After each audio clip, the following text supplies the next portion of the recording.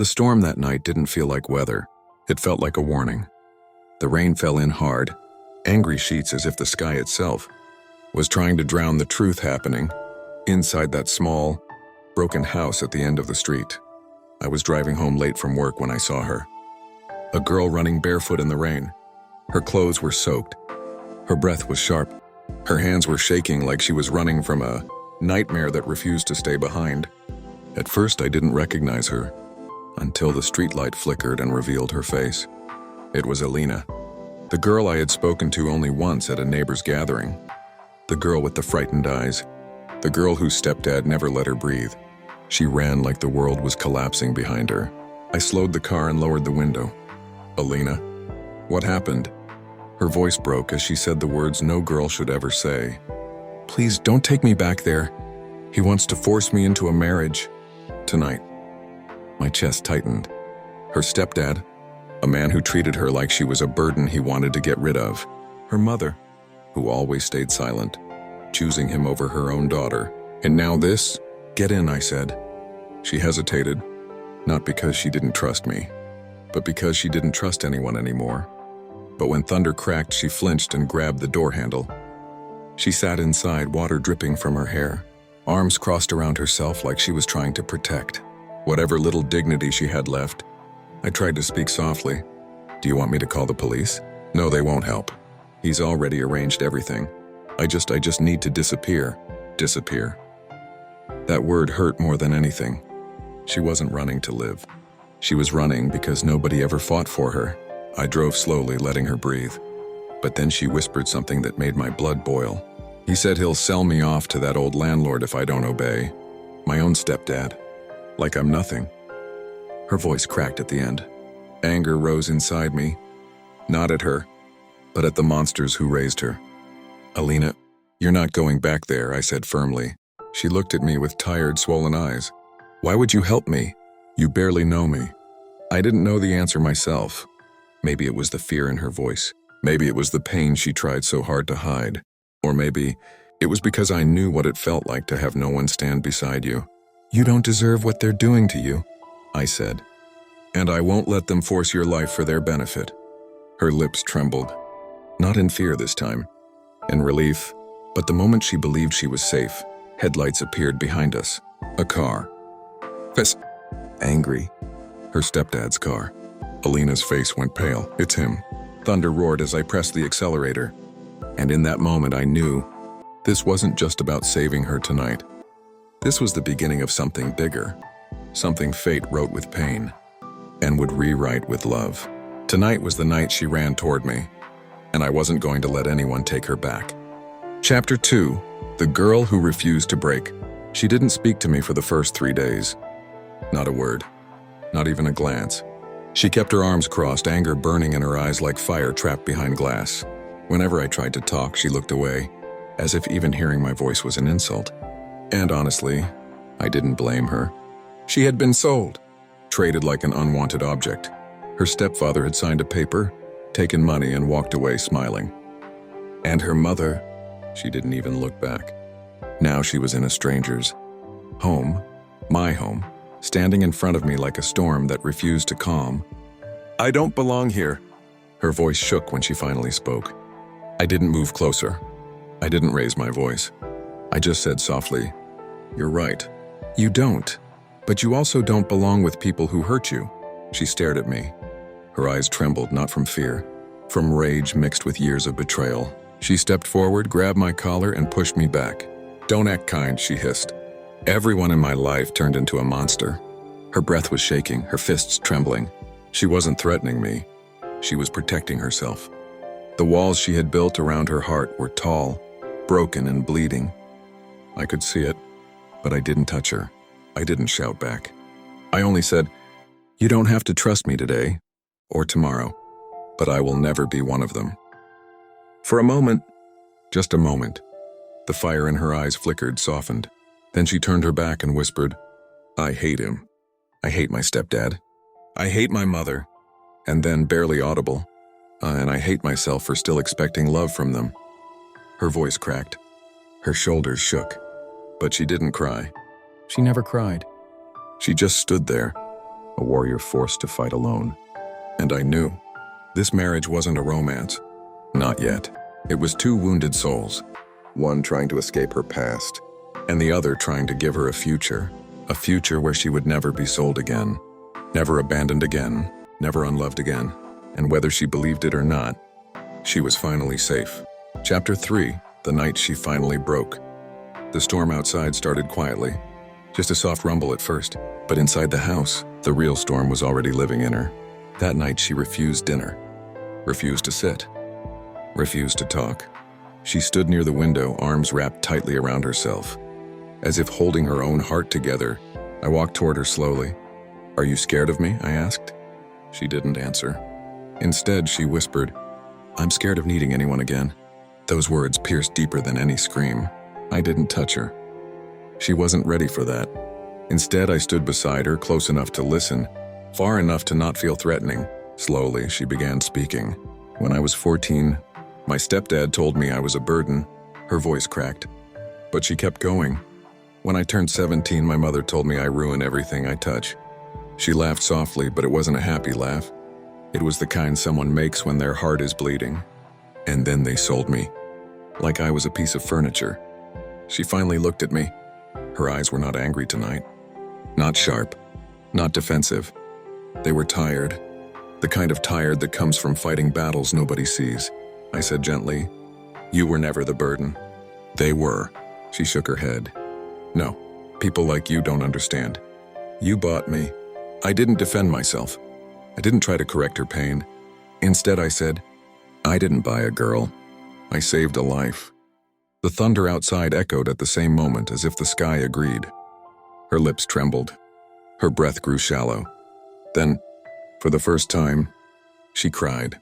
Silently, fiercely, hands on her face, shoulders shaking like the world was slipping out of her grip. She tried to hide her tears, but I gently said, "You don't have to be strong tonight." And then, so slowly, so hesitantly, she leaned toward me. Not a hug, not closeness, just enough to let her body rest a little, enough to admit she was tired. It lasted 10 seconds, maybe less, but for her, it was the bravest thing she had done in years. When she stepped back, she whispered, "Don't think this means I trust you." I smiled softly. "Good.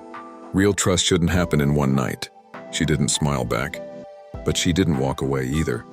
And in that quiet, broken moment, I realized she wasn't fighting me anymore.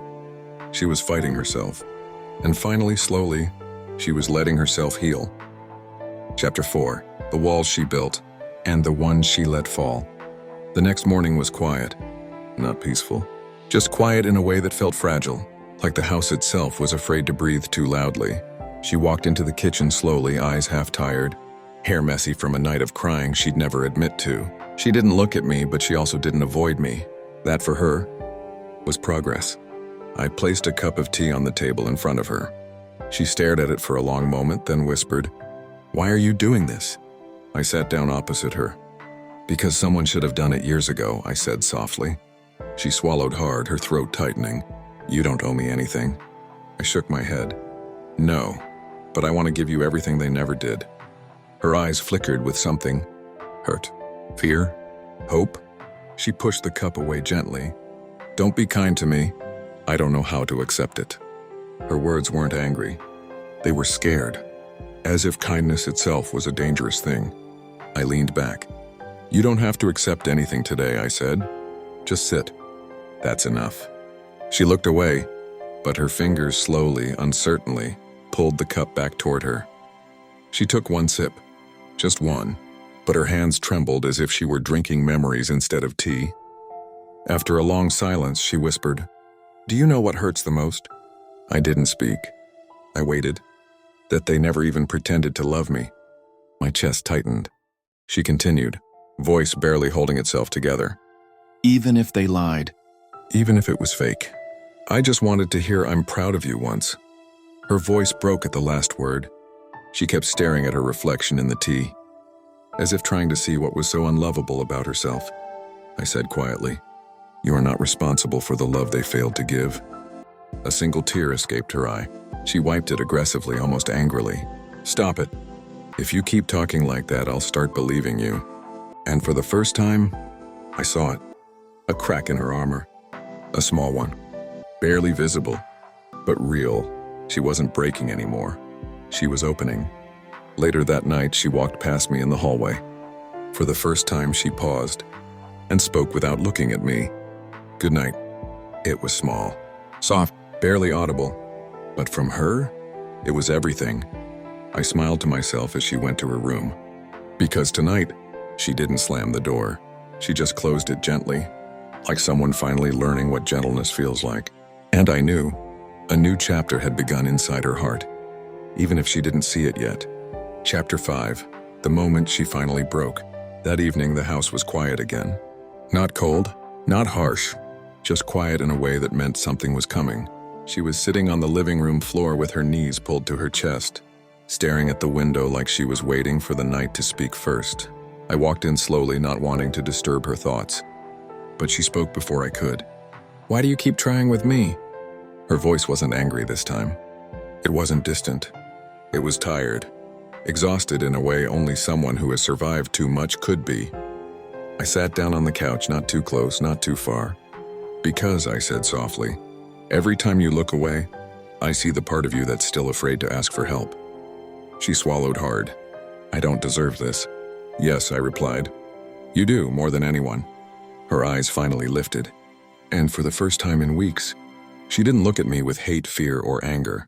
She looked at me like a person about to drown, who finally sees a hand reaching out. A few minutes passed before she whispered, "He used to lock me outside at night." My heart clenched. She hugged her knees tighter, not because I did something wrong, but because he enjoyed watching me shiver. Her voice got softer. "My mother knew." She watched. She didn't stop him. Her words cracked like thin glass. Tears filled her eyes, but she didn't wipe them this time. She kept talking, as if letting the truth out meant freeing herself piece by piece. "I used to pray for one night of peace, just one night where I could sleep without fear. I couldn't speak. If I opened my mouth right now, I knew my voice would shake. So I leaned forward slowly, carefully, and set a blanket over her shoulders. She looked at the blanket, then at me, and suddenly, she broke. Her breath hitched. Her hands trembled. Tears streamed down as if years of pain finally found a way out. She covered her face and sobbed. Not silently, not gently, but in the raw, shaking way of someone who had swallowed every scream for years. I didn't touch her. I just sat beside her and let her cry. Because sometimes, healing begins with someone simply not walking away. After minutes of crying, she whispered through tears, "Why are you being kind to me?" I finally answered, "Because you deserve a life where someone protects you, not sells you." She stared at me, as if those words hit a place inside her she didn't know still existed. For the first time, she reached out, not fully, not confidently, but her fingers brushed the back of my hand. A silent, "Thank you," a silent, "Don't leave," and I didn't move. Because this tiny touch was bigger than any promise. It was the first time she chose trust over fear, and I knew she wasn't healing because of me. She was healing because for the first time, she felt safe enough to try. Chapter 6, the night she finally slept without fear. The night was colder than usual. A soft wind moved through the curtains, carrying the kind of silence that feels like it's holding its breath. She was on the couch, wrapped in the blanket I had given her, her eyes swollen from crying earlier, but something in her face had changed. Not confidence, not comfort, but softness, a small, fragile softness that hadn't been there since the day she arrived. I placed a warm cup of milk on the table beside her. She didn't speak immediately. She stared at the cup, then at me, slow, hesitant, careful. "You don't have to keep doing this," she whispered. "I know," I replied gently. She looked down, fingers tightening around the blanket. And then she asked the question she had been afraid to ask for months. "Will you ever sell me?" "Like he did?" My breath stopped for a moment. Not from shock, but from the weight of the pain hiding behind that question. I sat beside her, just close enough for her to feel my presence without feeling trapped. "No," I said softly. "Not now. Not ever." Her eyes glistened again, but she didn't cry. Not this time. This was something else. The beginning of trust. She took the warm cup with both hands. Her fingers brushed mine accidentally, but she didn't pull away this time. She sipped slowly, staring at the steam rising upward. "I never slept without fear," she murmured. "Every night I thought he'd come in, or she'd yell, or someone would drag me somewhere." Her voice trembled. I leaned back on the couch, giving her space. "You're safe here," I said. She looked at me. Really looked at me for the first time. Her eyes didn't look like a battlefield. "Can I sleep here tonight?"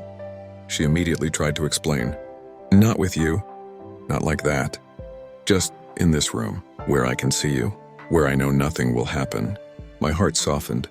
Of course. I got up to bring an extra pillow, but she suddenly grabbed my wrist.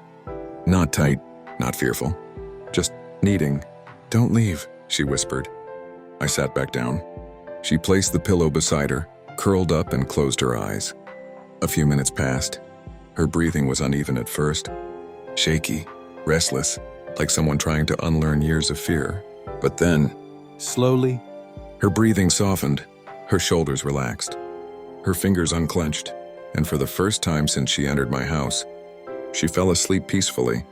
No nightmares, no trembling, no sudden jerks, just sleep. I watched her quietly, and something inside me tightened. A mix of protectiveness, sadness, and a strange warmth I couldn't explain. This girl who fought me for weeks, who pushed, yelled, resisted, who didn't trust anyone. She finally allowed herself to rest, not because she was forced, not because she had no choice, but because tonight she felt safe. And in that soft, quiet moment, I promised myself I would protect this peace she found, even if I had to fight the whole world for it. Chapter 7, the day she called me home. The morning sunlight slipped gently through the curtains, painting soft gold on the walls. She was still asleep. Peaceful, calm, curled up like someone who finally found a place where nightmares couldn't follow. For a moment I forgot the past. Forgot how she fought me. Forgot how she feared me. All I saw was the girl she could have been, if life had been kinder. When she finally opened her eyes, she blinked slowly, adjusting to the light. Her voice was soft, still heavy with sleep. "Did I sleep the whole night?" "Yes," I smiled. "And you didn't even wake up once?" She sat up, pulling the blanket around her shoulders, almost embarrassed. "I haven't slept like that in years," she whispered. Something warm fluttered inside me. I didn't show it, but I felt it. She looked at me for a long moment. Not with fear, not with anger. With gratitude, a kind that comes only from someone who's been broken too long. Later that day, she followed me around the house. Not clinging, not scared, just present. She helped in the kitchen. She arranged the bookshelf. She even asked me where I bought one of the wall frames. Small things. But for her, they were big steps. At one point, she stood beside me while I was fixing a cabinet door. She hesitated, then spoke. "Can I ask you something?" "Of course." She took a breath, her fingers fidgeting. "Why did you buy me?" I didn't answer immediately. Not because I didn't know, but because the truth was heavy. "I didn't want anyone else to hurt you," I finally said. "I saw the way he talked about you, the way he treated you like something he could trade. I knew if I didn't take you, someone worse might." Her eyes softened. "And marrying me? That was so you'd have a name, a place, protection. Not because I wanted to own you." She swallowed hard, voice trembling.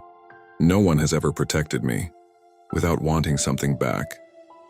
"I don't want anything from you," I whispered. "Just live, heal, be free." She looked away quickly, but not before I saw her eyes glisten. That evening, something unexpected happened.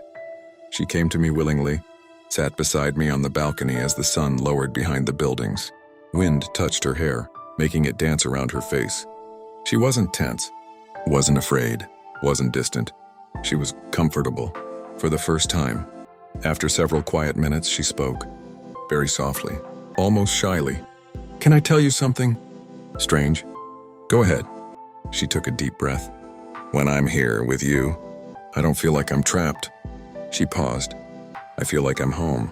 My chest tightened. She had no idea what those words meant. She leaned her head on my shoulder, slowly, carefully, as if testing whether I would pull away. I didn't. She settled there, her voice barely a whisper. "Thank you for not being like them." The sunset glowed around us like a warm halo. For the first time, She wasn't the girl who was sold. She wasn't the girl who fought me. She wasn't the girl who feared every shadow. She was the girl who finally found peace, a place, a choice, a beginning. And in that quiet moment, she chose me. Not because she had to, not because she was forced, but because in her heart, I was the person who made her feel safe.